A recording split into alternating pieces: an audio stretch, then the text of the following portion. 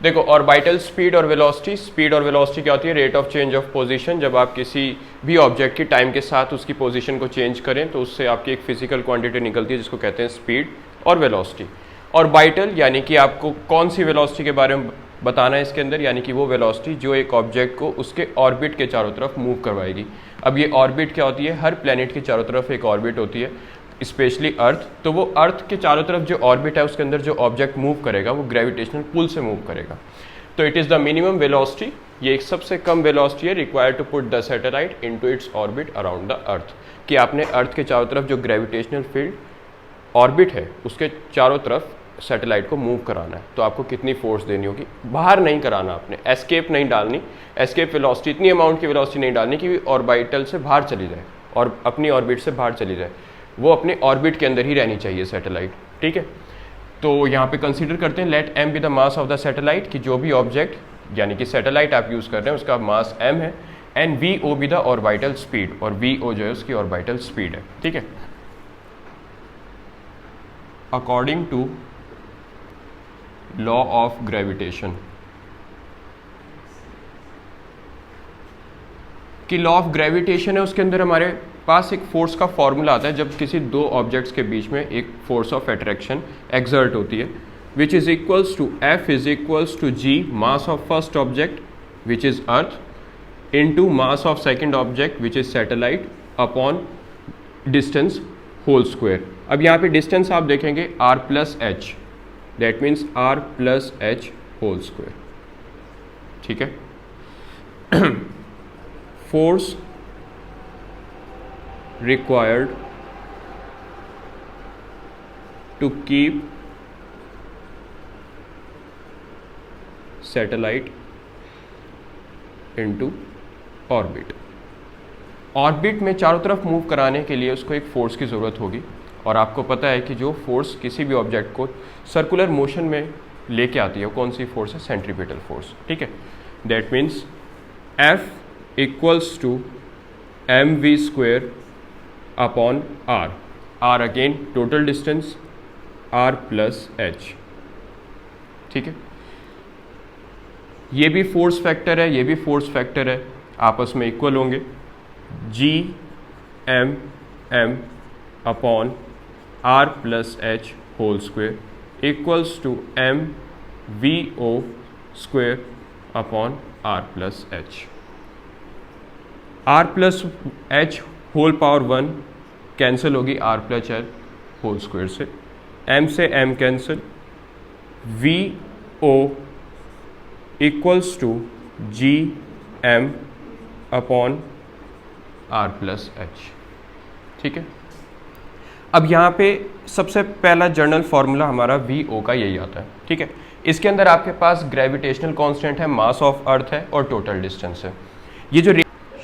ये जो रेडियस है आपका, इसकी वैल्यू होती है 64 इंटू 10⁻³ किलोमीटर, और जो ये हाइट है एज कंपेरेटिवली टू रेडियस बहुत ज़्यादा छोटी होती है। तो अगर मैं इसकी हाइट को नेग्लेक्ट कर दूँ which is too much of smaller than radius, that means r plus H equals to similar to किसके हो जाएगा? r के, and g is equals to G M upon r plus H whole square. ये gravity और gravitation के बीच का relation है।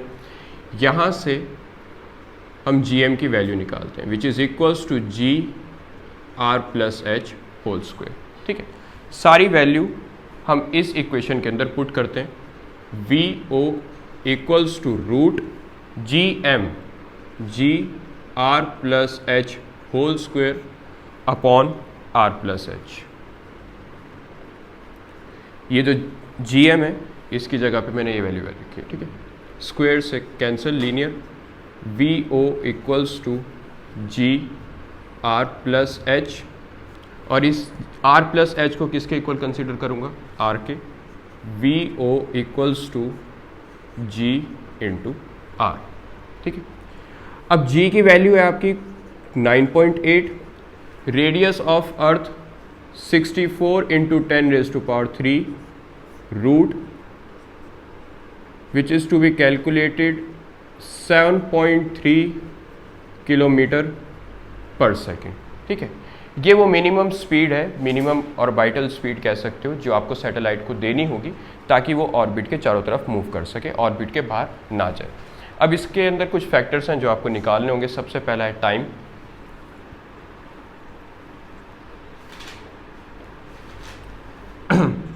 Time equals to distance upon speed. ठीक है, जब आप किसी सर्कुलर ट्रैक पे मूव करते हैं तो आपका जो पहला डिस्टेंस आता है वो सर्कल के सरकमफ्रेंस के इक्वल होता है, और सर्कल के सरकमफ्रेंस का फॉर्मूला होता है 2πr। ठीक है, अब ये 2πr होता है रेडियस ऑफ सर्कल। यहाँ पे आप रेडियस देखेंगे r+h है, तो आपका जो डिस्टेंस है 2πr+h upon speed which is orbital speed v0। ठीक है, t equals to 2πr+h upon v0। आप यहाँ से v0 की वैल्यू ये वाली डाल सकते हैं। ठीक है, √g अपॉन r+h। ठीक है, ये आ गई आपकी time of flight. Next one, height. Height में आपने यही वाला रिलेशन लेना है from equation third, t equals to 2πr+h upon √g r+h। ठीक है, squaring on both sides. t² equals to 4π² r+h whole square upon g r+h। ठीक है, यहाँ तक वैल्यू। अब आप देखो कि जो आपकी वाली टर्म है r+h और नीचे r+h है, ऊपर r+h का होल स्क्वायर है, ये वाली टर्म कैंसिल हो जाएगी यहाँ।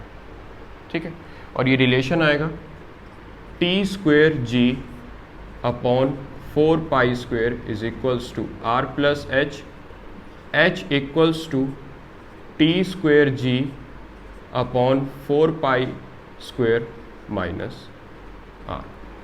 यहाँ से हाइट आएगी आपकी। ठीक है।